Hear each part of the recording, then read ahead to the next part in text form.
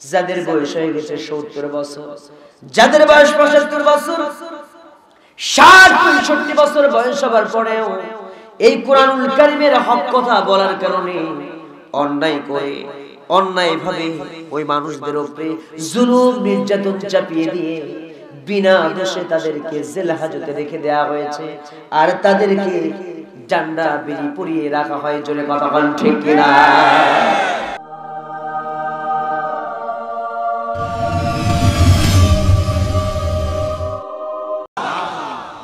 আল্লাহর নবী জনাবে মুহাম্মদ রাসূলুল্লাহ সাল্লাল্লাহু আলাইহি ওয়াসাল্লাম রওজা মুবারকে শুয়ে আছেন। দুনিয়া যেদিন শেষ হয়ে যাবে, হাসর যেই দিন শুরু হয়ে যাবে, আল্লাহ সুবহানাহু ওয়া তাআলা রব্বে কারীম যেদিন বিচার কার্য শুরু করবেন, সব ট্রাইব্যুনালের বড় ট্রাইব্যুনাল যেদিন কায়েম হবে, আল্লাহ রাব্বুল আলামিন লিল্লাহি ওয়াহিদিল কাহ্হার লিমানিল মুলকিল ইয়াউম নাম ধারণ করে যেদিন বিচার কার্য যেদিন শুরু করবেন, সেই দিন আল্লাহ রাব্বুল আলামিন সমস্ত মানুষের বিচার করবেন।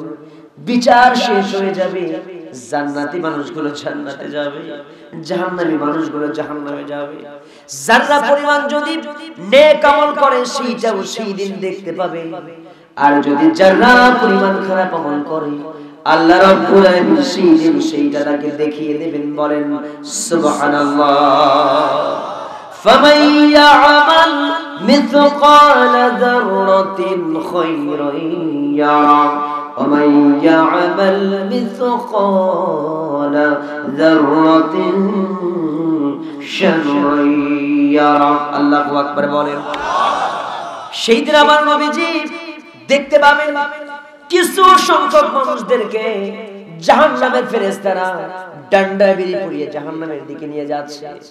এই পৃথিবীতেও দেখবেন এমন কিছু মানুষ আছে যাদের বয়স হয়ে গেছে 70 বছর, যাদের বয়স 75 বছর, 60-65 বছর বয়স হবার পরেও এই কোরআনুল কারীমের হক কথা বলার কারণে অন্যায় করে, অন্যায় ভাবে ওই মানুষদের উপরে জুলুম নির্যাতন চাপিয়ে দিয়ে বিনা দোষে তাদেরকে জেল হাজতে রেখে দেওয়া হয়েছে, আর তাদেরকে ডান্ডা বিড়ি পুড়িয়ে রাখা হয়। জোরে কথা বলেন ঠিক কিনা?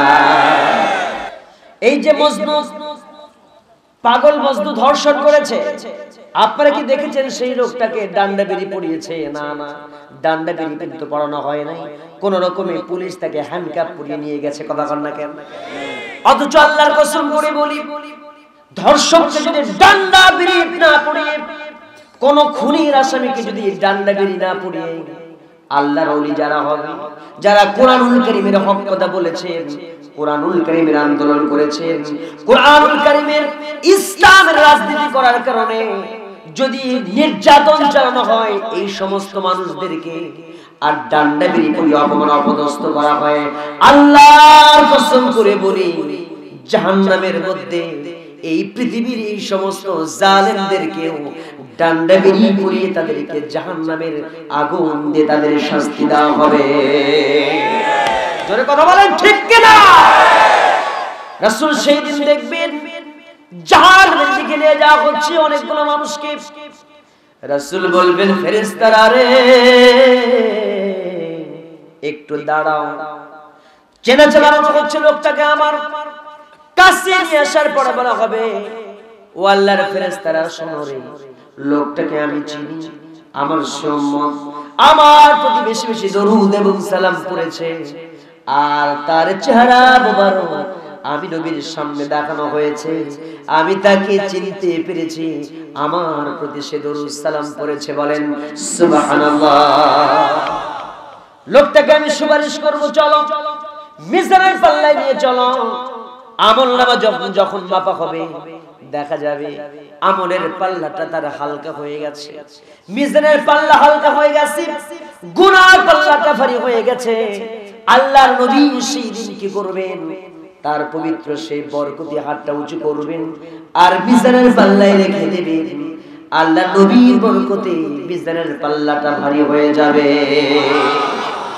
আর সেই দিন ওই লোকটা নবীর প্রতি দরুদ এবং সালাম পড়ার কারণে আল্লাহ রাব্বুল আলামিন নবীর সুপারিশ কবুল আর মঞ্জুর করে নিয়ে ওই ব্যক্তিটাকে জাহান্নাম থেকে তাকে জান্নাতে দাখিল করে দেবে।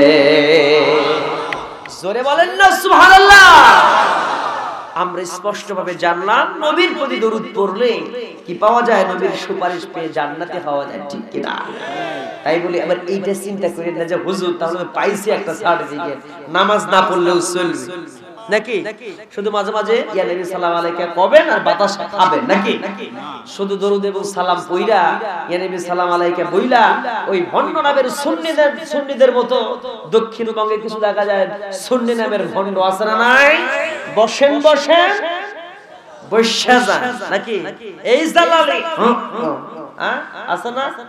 এই জালালি বৈশা যান, তাহরি বাবা, খাজা বাবা, কত যে বাপ, এই বাবাদের মতো জিকির কইরা বিশাল বড় কেক কেটে বলবেন হ্যাপি বার্থডে টু ইউ ইয়া রাসূলুল্লাহ, আছে না নাই? এরকম কইলে কিন্তু আবার সুপারিশ কপালে জুটবে না। সুপারিশ যদি পেতেই হয়, আবু লাহাব রাসূলকে ভালোবেসেছিলেন, ভালোবেসে সুপারিশ তো দূরের কথা, জান্নাত তো দূরের কথা, রাসূল করিম সাল্লাল্লাহু আলাইহি ওয়াসাল্লামের নিকটবর্তী হওয়া যাবে না, কথা বল ঠিক কি না? আবু লাহাব ভালোবেসেছে রাসূলের আপন চাচা আবু তালেব, ভালোবেসেছে রাসূলের আদর্শ মানে নাই। এই ভালোবাসার দাম আছে? রাসূলকে ভালোবেসে জান্নাতি না জাহান্নামী? জাহান্নামী হয়ে গেছে। রাসূলকে ভালোবাসতে হবে। রাসূলের 23 বছরের যে জিন্দেগি, সেই রাসূল করিম সাল্লাল্লাহু আলাইহি ওয়াসাল্লামের নবুয়তি জিন্দেগি বাস্তব জীবনে বাস্তবায়ন করতে হবে, নবীর আদর্শকে ফলো করতে হবে।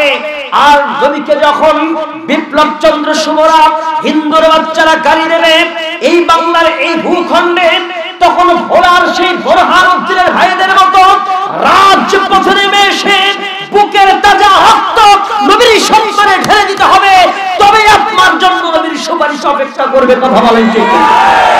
আরো জোরে কথা বলেন ঠিক কিনা? নবীর সম্মান অক্ষুণ্ণ রাখতে যদি কলিজা দিতে হয়, বুকের মধ্যে বুলেট দিতে হয়, তবুও পিছতে হবে না। ফাঁসির মঞ্চের দিকে এগিয়ে যেতে হলেও কুরআনুল কারীমের হক পথে চলবে কারা কারা? বুকের হাত আল্লাহকে দেখায় দেন তারা। আমার ভাইরা, আল্লাহর প্রশংসা কি শুধু আমরাই করি? পৃথিবীর কোনো মাখলুক করে না? করে? কথা বলেন কে কে করে? পৃথিবীর সব মাখলুক। শুনবো কার কাছ থেকে? আল্লাহ রাব্বুল আলামিন জানিয়ে দিলেন, ওয়া ইন মিন শাইইন ইল্লা ইউসাব্বিহু বিহামদিহি ওয়ালাকিন লা তাফকাহুনা তাসবিহাহুম। আল্লাহ তোমার ধরার মাঝে কত জানা অজানা সৃষ্টি আছে, কেউ নেই তোমার নাম জপে না, তোমার নামের তাসবিহ জপে না, তোমার নামের তাসবিহ জপে না। সুবহানাল্লাহ বলে। আল্লাহ রাব্বুল আলামিনের এই तमाम পৃথিবীর জমিনে এমন কোন প্রাণী নেই, এমন কোন মাখলুক নেই তাসবিহ জপে না। तमाम পৃথিবীর যত মাখলুক আছে সমস্ত মাখলুক প্রশংসা করে কার? আল্লাহর প্রশংসা করে। আল্লাহ বললেন, বান্দারে প্রশংসা শুধু তোমরা মানুষ করো না, ওই যে চন্দ্র দেখতে পাচ্ছ, ওই যে সূর্য দেখতে পাচ্ছ, এই যে তরুলতা আর গাছপালা, সমস্ত কিছু প্রশংসা করে কার? আল্লাহ রাব্বুল আলামিন সেই কথাটাও কুরআনুল কারীমের মাঝে সুন্দর করে জানিয়ে দিয়েছেন। আল্লাহ রাব্বুল আলামিন সুন্দর করে বলছেন, আলাম তারা আন্নাল্লাহা ইয়াসজুদু লাহু মা ফিস সামাওয়াতি ওয়া মা ফিল আরদি والشمس والقمر والنجوم والجبال والشجر والدواب وكثير من الناس। জোরে বল আল্লাহু আকবার। আলম তাআলা আল্লাহ রাব্বুল আলামিন বলছেন, তোমরা কি দেখো না ইয়াসজুদু লাহু, আমাকে সিজদা করে, মান ফিস সামাওয়াতি, আসমানের মধ্যে যা কিছু আছে আর জমিনের মধ্যে যা কিছু আছে, ওই যে দেখতে পাচ্ছ সূর্য, ওই যে চন্দ্র, ওই যে গ্রহ নক্ষত্রগুলো, আর ওই যে বিশাল বড় বড় পাহাড় দাঁড়িয়ে আছে, আর এই যে পাথরগুলি আছে, পাহাড়গুলি আছে, বৃক্ষলতা তরুলতা আছে, সমস্ত কিছুই আমার। এবং কিছু সংখ্যক মানুষগুলি আমার সিজদা করে, প্রশংসা করে, বলেন সুবহানাল্লাহ। কিছু সংখ্যক মানুষ আর তাম পৃথিবীর সব মাখলুক সিজদা করে কার? শুধুমাত্র মানুষরা কিছু করে, কিন্তু সব মানুষ আল্লাহর সিজদা করে না। সে কথাটা কে বললেন? আল্লাহ বললেন সূরা হজের 18 নম্বর আয়াতের মাঝে আমরা জানতে পারলাম। কথা বলেন ঠিক কিনা? সে আল্লাহ রাব্বুল আলামিন জানিয়ে দিলেন, ওয়া ইন তাউদ্দু নি'মাতাল্লাহি লা তুহসুহা। আল্লাহু আকবার বলেন। এই পৃথিবীর জমিনে যত মানুষ আল্লাহর প্রশংসা করুক না কেন, আল্লাহ রাব্বুল আলামিনের প্রশংসাকে কখনো শেষ করা যাবে? যদি একবার শুধু প্রশংসা করে, এমন করে পড়ে নাই হৃদয় থেকে বলেন আলহামদুলিল্লাহি রাব্বিল আলামিন, একবার প্রশংসা করলে तमाम পৃথিবীর সমস্ত প্রশংসা এর মাঝে ইনক্লুড হয়ে যায়। জোরে বলেন সুবহানাল্লাহ। আমার ভাইয়েরা, তাহলে আল্লাহর প্রশংসাকে শেষ করতে আমরা পারবো না। কিন্তু আজকে এই প্রশংসা করতে গেলে ওয়ারাব্বাকা ফাকাব্বির, তাকবীর যদি আল্লাহর নামে জোরে দেওয়া হয়, তখন কি করে? এক শ্রেণীর মানুষ বলে তাকবীরের মধ্যে জঙ্গিবাদের গন্ধ খুঁজে পায়। আছে না নাই? আমার ভাইয়েরা, সেই লোকের সম্পর্কে কোরআনে কথা আছে না নাই? আমরা কোরআনের কথা বলতে চাই, হক কথা বলতে চাই, কিন্তু এক শ্রেণীর লোক বাধার সৃষ্টি করে। তাদের সম্পর্কে কিছু কথা বলা দরকার, কারণ এই জায়গায় এরকম কিছু লোক থাকতে পারে। আগে থেকে সাবধান করি কোরআনের হক কথার জন্য, যে আমার কথা কিন্তু ভাই চটকার পাতার মতো লাগতে পারে, ঠিক না? এই জন্য সাবধান হন, রাগ কইরেন না, গোসা হইেন না, মন খারাপ কইরেন না। আমি কথা বলবো হৃদয়কে, আমাদের ত্রুটিগুলোকে শুধরানোর জন্য আমরা শিক্ষা নেব কোন কোন কিতাব থেকে? কোরআন থেকে। আসলে সে কথাটাই বলছি। কিছু মানুষ কোরআনের হক কথা শুনলে পরে গায়ে জ্বলে যায়। কেমন তারা? তাদের অবস্থা কি কোরআন বলছে। আল্লাহ রাব্বুল আলামিন জানিয়ে দিলেন, ওয়া ইযা তুতলা আলাইহিম আয়াতুনা বাইয়িনাতিন তা'রিফু ফি ওয়াজুহিল লাযিনা কাফারুল মুনকার ইয়াকাদুনা ইয়াসতুনা বিল্লাযিনা ইয়াতলুনা আলাইহিম আয়াতিনা। যখন কাফেরদের সামনে কোরআনুল কারীমের হক কথা বলা হয়, কোরআন তেলাওয়াত করা হয়, সেই সময় দেখবেন তাদের অন্তরটা যেন জ্বলে পুড়ে ছারখার হয়ে যায়, কলিজা যেন জ্বলে যাচ্ছে। তখন যেন তারা মনে করে, মনে বড় জ্বালা রে এই পাঞ্জাবিওয়ালা। আছে না নাই? ওরা যেন বলে, মনে বড় জ্বালা, পাঞ্জাবিওয়ালা এই দেশটা খাইলো। আছে না? শুধু তাই নয়, কোরআনের হক কথা বললে অনেক মানুষ দেখবেন স্টেজে এসে বক্তাকে, আলেমকে থ্রেট পর্যন্ত করে, বলে হুজুর রাজনীতির কথা বলেন না, কোরআনের আয়াত দিয়ে কথা বলেন। আছে না নাই? এই কোরআনে রাজনীতি আছে না নাই? এই কোরআনুল কারীমের মা ফাররাতা ফিল কিতাবি মিন শাইইন, পৃথিবীতে এমন কোনো বিষয় নাই যেই বিষয় এই কোরআনুল কারীমে আল্লাহ ইনক্লুড করেন নাই। কথা হয় না কেন? এইজন্য এই কিতাবে সব আছে, টয়লেট থেকে শুরু করে বঙ্গভবন পর্যন্ত সমস্ত রুলস, নিয়ম কানুন সবকিছু এই কোরআনে আছে না নাই? কিন্তু এই কোরআনুল কারীমের হক কথা বলার পরে যারা আলেমকে থ্রেট করতে আসে, বক্তাকে হুমকি দেয়, হামলা করে, মামলা করে, আমরা বলতে চাই এরা দেখতে মুসলমানদের মতো, নামাজি হতে পারে, হাজী সাহেব হতে পারে, কিন্তু কার্যক্রমে পাক্কা আবু জেহেলের দালাল। জোরে কথা বলেন ঠিক কিনা?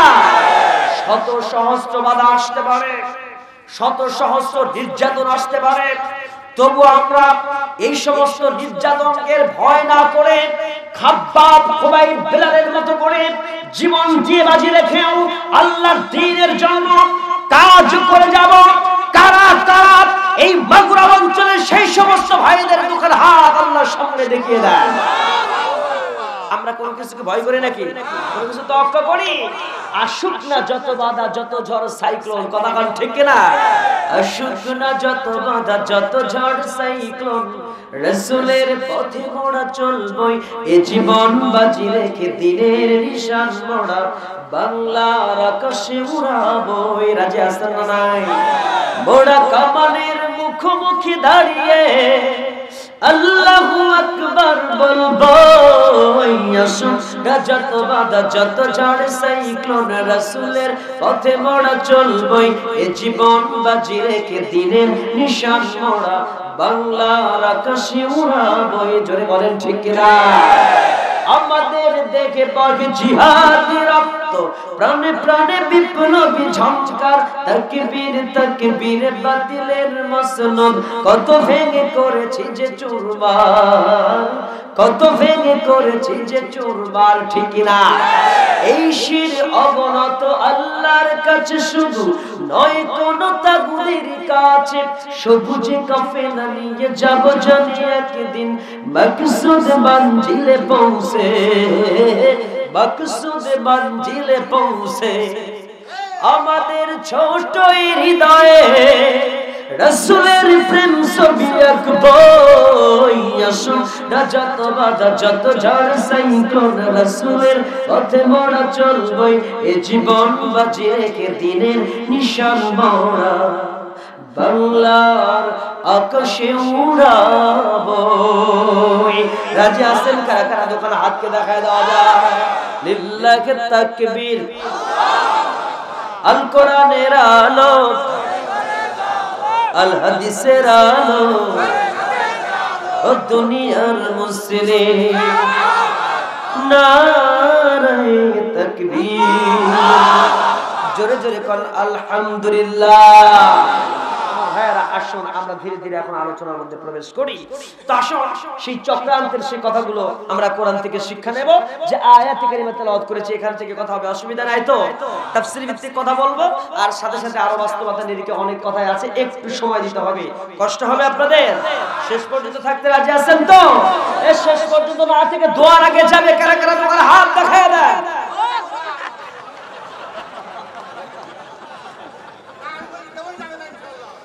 পাওয়া গেছে কিছু না? দেখলাম যে আপনারা জোশের ঠেলায় কি করেন, হোশ টোশ ঠিক রেখে। জোশের নাম ইসলাম না, হোশের নাম ঠিক কিনা? জোশ এন্ড হুশ দুইটা ঠিক রাখতে হবে কি হবে না? কিছু লোক জোশে ইসলাম মানে হুশে না। এই লোকগুলোর অবস্থা কি?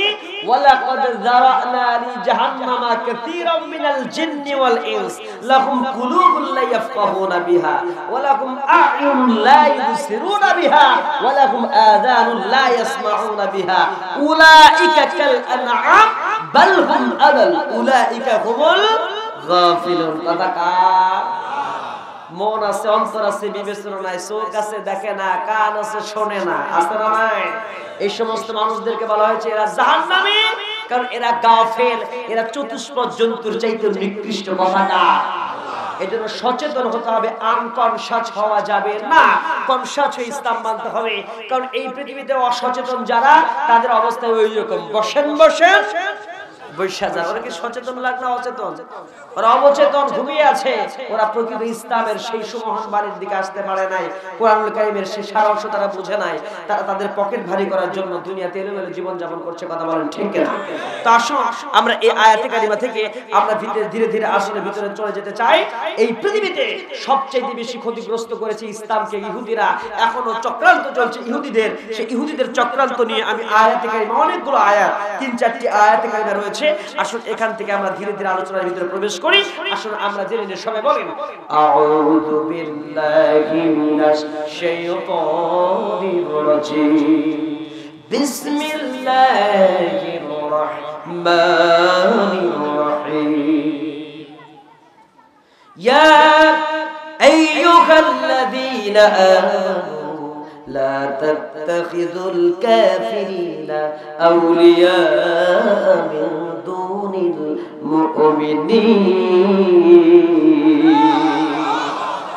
ইয়াতে মাঝে আল্লাহ তাআলা সুন্দর করে বলছেন ইয়া আইয়ুহাল্লাযীনা আমানু, হে যারা ঈমান এনেছো, লা তাত্তাখিযুল কাফিরিনা আউলিয়া, তোমরা কি করো না কাফেরদেরকে তোমরা বন্ধু বানায়ো।